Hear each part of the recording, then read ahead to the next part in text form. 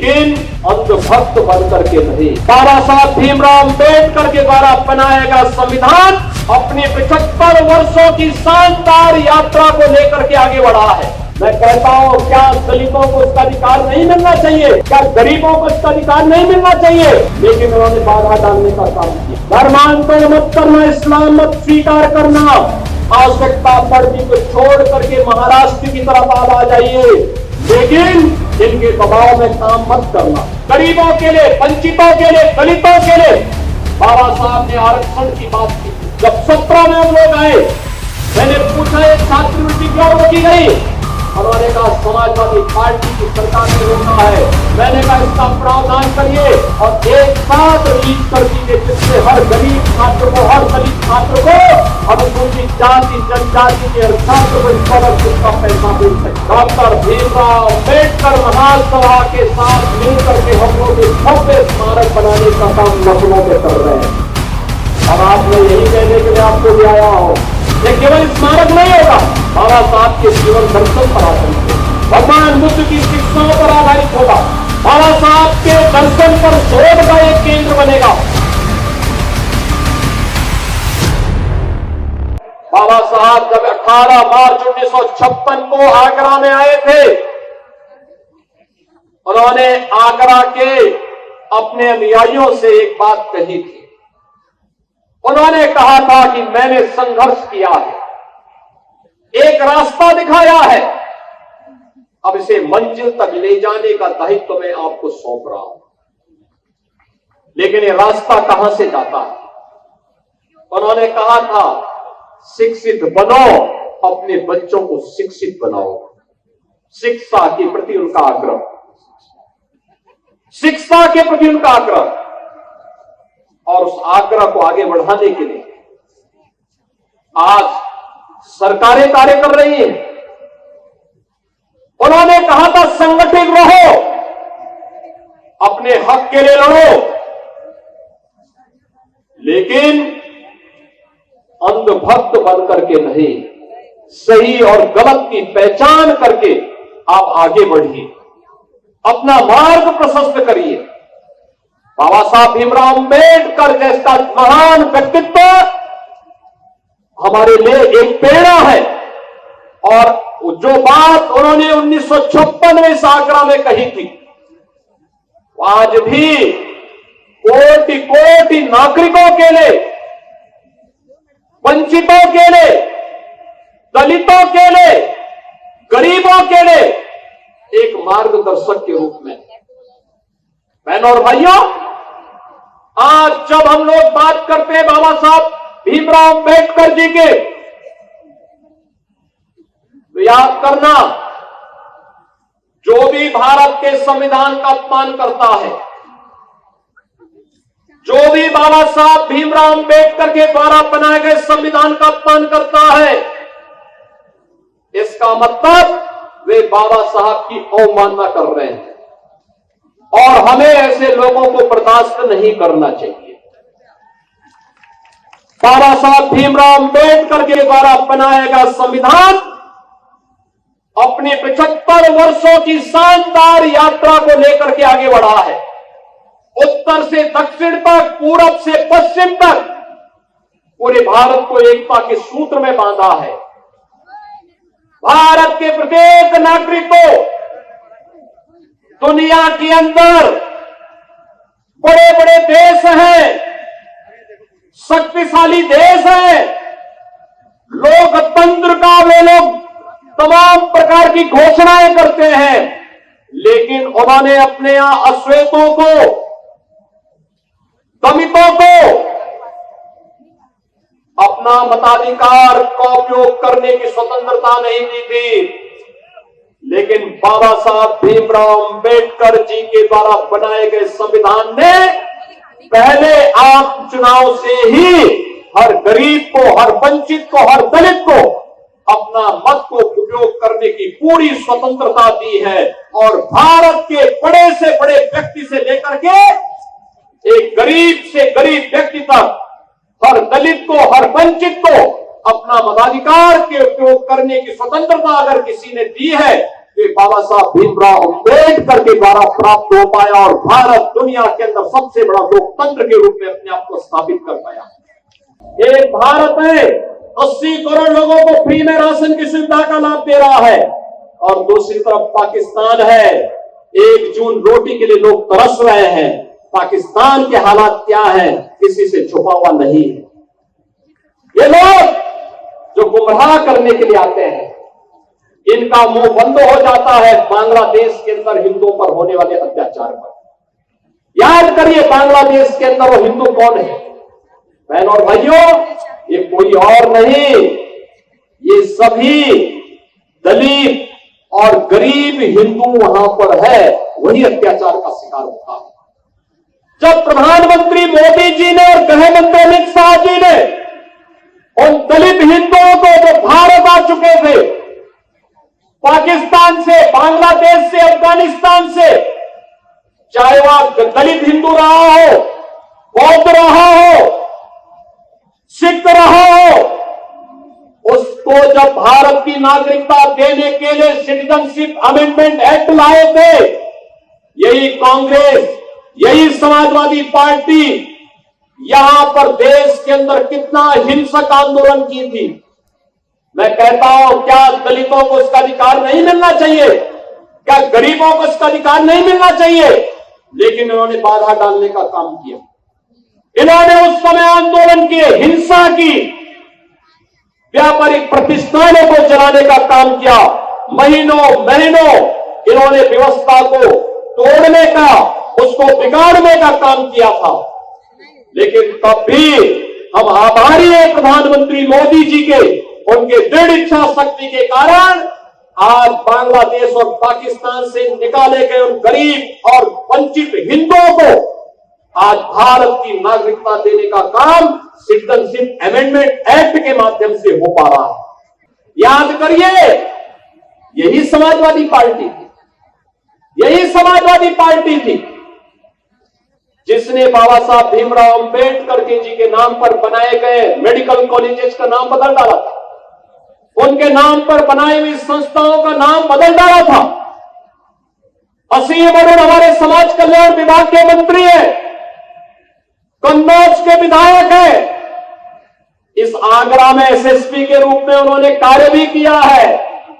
और जब इन्होंने मुझे जानकारी दी कि समाजवादी पार्टी ने पाप किया था, मैंने कहा उसी कन्नौज में जाकर के फिर से वहां के गवर्नमेंट मेडिकल कॉलेज का नामकरण बाबा साहब के नाम पर करेंगे। और बहनों और भाइयों, मुझे प्रसन्नता है कि हमारी सरकार ने बाबा साहब के नाम पर फिर से स्मारक वहां पर उस मेडिकल कॉलेज का नामकरण किया। बाबा साहब का महापरिनिर्वाण 6 दिसंबर 1956 को हुआ था। कांग्रेस ने दिल्ली में बाबा साहब का स्मारक नहीं बनने दिया, नहीं बनने दिया। कांग्रेस जब भी आई स्मारक बनाने की मांग होती रही, लेकिन कांग्रेस ने कभी भी स्मारक नहीं बनने दिया। बाबा साहब को भारत रत्न नहीं देने दिया। कांग्रेस की पीढ़ियों के लिए तमाम कांग्रेस के नेहरू गांधी परिवार के सदस्यों के लिए 50-50 एकड़ के स्मारक बनाए गए, लेकिन बाबा साहब के नाम पर 1 इंच जमीन भी उन्होंने कांग्रेस ने दिल्ली में नहीं देने दी। बाबा साहब को के लिए भारत रत्न देने का काम तब हुआ जब श्रद्धेय अटल बिहारी वाजपेयी जी के द्वारा, भारतीय जनता पार्टी के द्वारा दिल्ली के अंदर सरकार को समर्थन किया जा रहा था।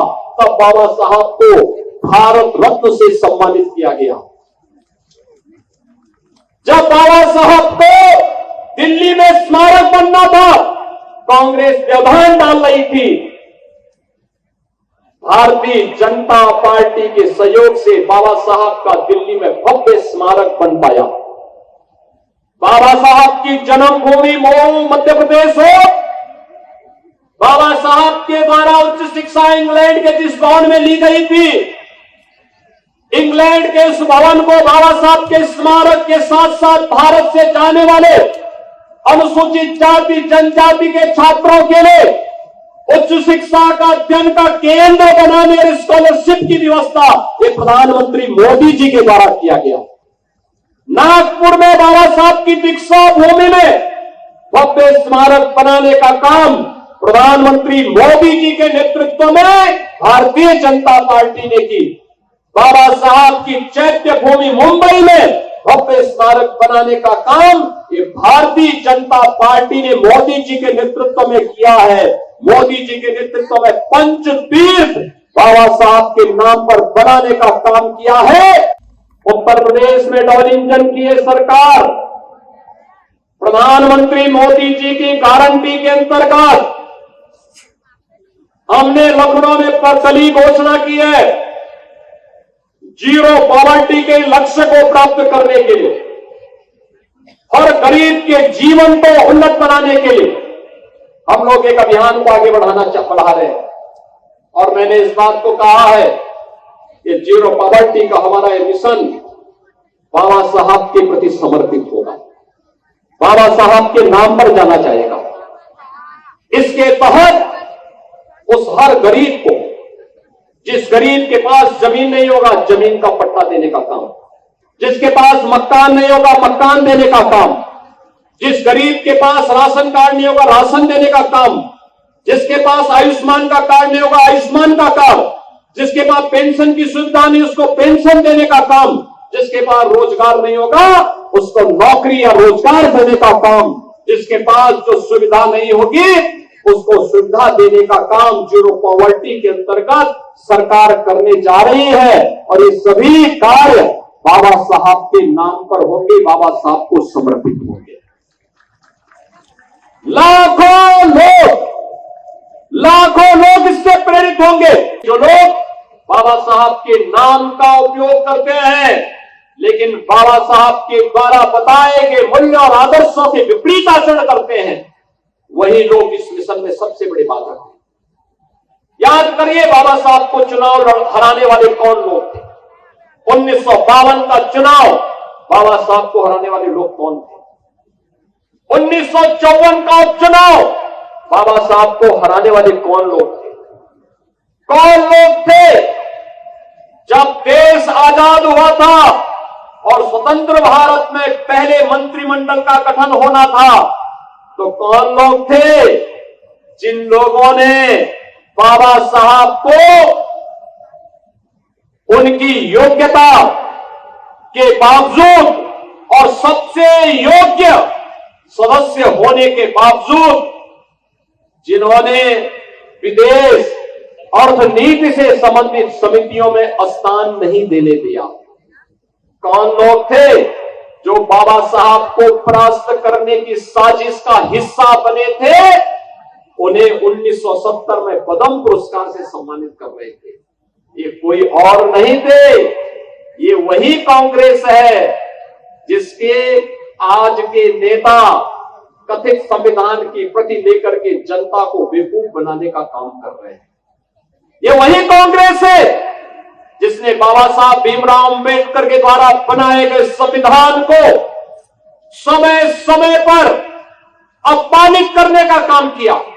कौन नहीं जानता है बाबा साहब के द्वारा बनाए गए संविधान की प्रस्तावना को बदलने का काम कांग्रेस ने किया।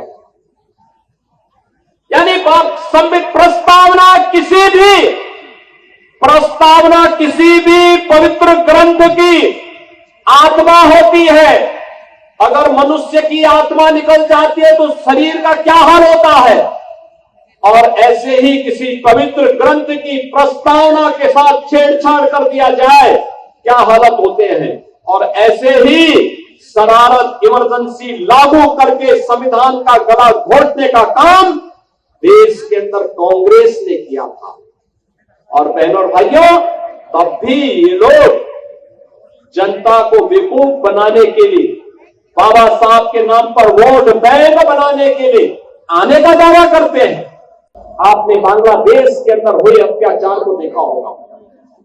कांग्रेस मौन, समाजवादी पार्टी मौन, टीएमसी मौन, आरजेडी मौन, अन्य दल मौन, केवल भारतीय जनता पार्टी ने कहा था कि बांग्लादेश के हिंदुओं पे अत्याचार नहीं होना चाहिए। ये बांग्लादेश में हिंदू कौन है? बहन और भाइयों, ये सभी दलित हिंदू है, दलित हिंदू है। ये वहां पर रह गए हैं, लगातार उनकी संख्या कम हो रही है, लेकिन चूंकि वह पीड़ित हिंदू इनका वोट बैंक नहीं है, इसलिए उसके पक्ष में लोग आवाज नहीं उठाएंगे, उसके लिए नहीं बोलेंगे। आप पिछले एक सप्ताह से देख रहे होंगे, पिछले एक सप्ताह से आप पश्चिमी बंगाल के अंदर का नजारा देख रहे होंगे। पश्चिमी बंगाल के अंदर कैसे गरीबों को, दलित हिंदुओं को कैसे दंगों का शिकार बनाया जा रहा है। समाजवादी पार्टी मौन है, कांग्रेस मौन है, और ममता दीदी को ये दंगाई शांति दूत दिखाई दे रहे हैं। बहनों और भाइयों, ये शांति दूत नहीं, ये दंगाई है, और दंगाइयों का जवाब तो केवल डंडा हो सकता है। उनके लिए अपील काम नहीं करेगी, और उन दंगाइयों से सख्ती से निपटने का काम वहां पे किए जाने की आवश्यकता है, सख्ती से करने की आवश्यकता है। बहन और भाइयों, मैं आज आपसे यही कहने के लिए आया हूं आगरा में कि बाबा साहब का मिशन हर दलित, हर वंचित, हर गरीब को न्याय देने का रहा है। अन्याय चाहे वह बांग्लादेश के अंदर हो या पाकिस्तान के अंदर,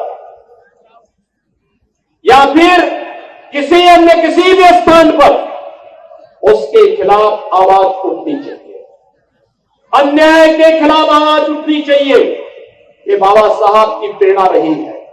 संगठित होकर के आवाज उठनी चाहिए, ये बाबा साहब की प्रेरणा रही है, और उसी प्रेरणा के लिए आज आप सबका आह्वान करने के लिए मैं आपके बीच आया हूं। सरकार आपके साथ है, आपके सुख दुख में शायद दो डबल इंजन की सरकार सहभागी बनेगी।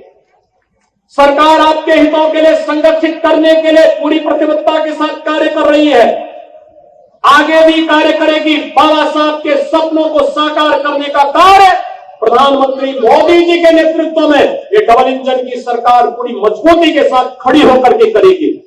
और उसी को ध्यान में रख करके आज मैं कहना चाहता हूं, जो लोग कह रहे हैं कि उनके लिए, कुछ लोग कह रहे हैं कि उनके लिए संविधान से बढ़कर के शरीयत है, तो मैं भी उनसे कहना चाहता हूं कि भारत तो बाबा साहब के द्वारा बनाए गए संविधान से चलेगा। जहां शरीयत का कानून लागू होता है उनको वहां जाना चाहिए। भारत के अंदर भारत की व्यवस्था बाबा साहब के द्वारा बनाए गए संविधान से ही आगे बढ़ेगी, और यह हम सबको दृढ़ भाव के साथ कार्य करना होगा। ऐसा नहीं कि बाबा साहब को लालच न दिया गया हो। याद करिए, जब हैदराबाद के निजाम ने बाबा साहब को लालच देने का काम किया था, और वहां पर उनके रजाकारों ने वहां के दलितों पर, वहां के दलितों पर, वहां के हिंदुओं पर अत्याचार करना प्रारंभ किया था, तब बाबा साहब ने बहुत स्पष्टता के साथ हैदराबाद रियासत से जुड़े हुए सभी दलितों को, वंचितों को और हिंदुओं को पत्र लिखा था, और उनका आह्वान किया था कि किसी भी हालत में निजाम के दबाव में आने की आवश्यकता नहीं।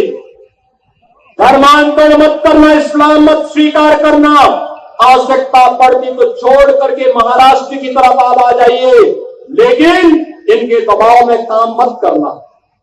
और बहनों और भाइयों, अंततः निजाम को भारत छोड़ करके भागना पड़ा। आज हैदराबाद रियासत भारत का हिस्सा बनी हुई है। बहनों और भाइयों, ऐसे ही जूनागढ़ का नवाब भी करता था। आज जूनागढ़ के नवाब को भी भारत छोड़ करके भागना पड़ा था। गरीबों के लिए, वंचितों के लिए, दलितों के लिए बाबा साहब ने आरक्षण की बात की थी।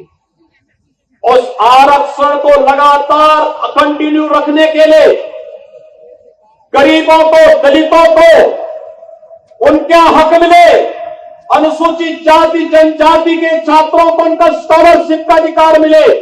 याद करिए, 15-16 में अनुसूचित जाति जनजाति के छात्रों के स्कॉलरशिप को प्रदेश में समाजवादी पार्टी ने रोक दिया था। जब 17 में हम लोग आए, मैंने पूछा ये छात्रवृत्ति क्यों रोकी गई? उन्होंने कहा समाजवादी पार्टी की सरकार ने रोका है। मैंने कहा इसका प्रावधान करिए और एक साथ रिलीज कर दीजिए, जिससे हर गरीब छात्र को, हर दलित छात्र को, अनुसूचित जाति जनजाति के हर छात्र को स्कॉलरशिप का पैसा मिल सके।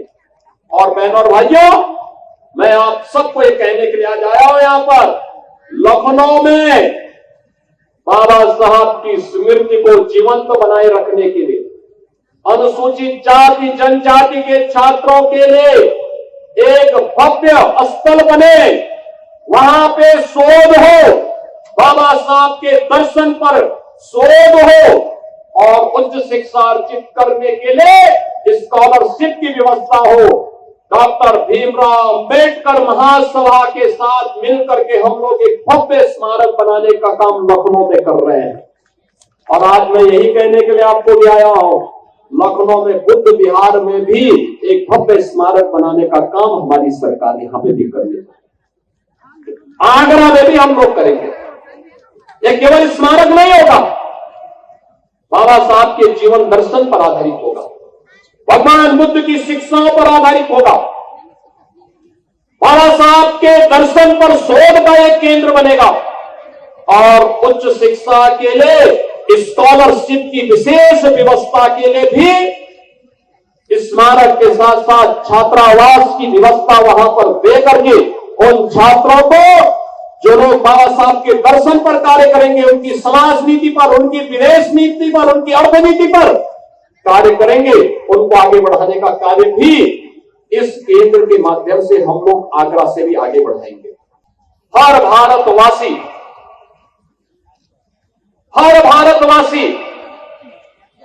बाबा साहब की सेवाओं के लिए उनकी कृतज्ञता ज्ञापित करता है। उनकी सेवाएं अमूल्य थी। विपरीत परिस्थितियों में सामाजिक बेड़ियों को तोड़ते हुए उन्होंने सामाजिक भेदभाव का सामना करते हुए भी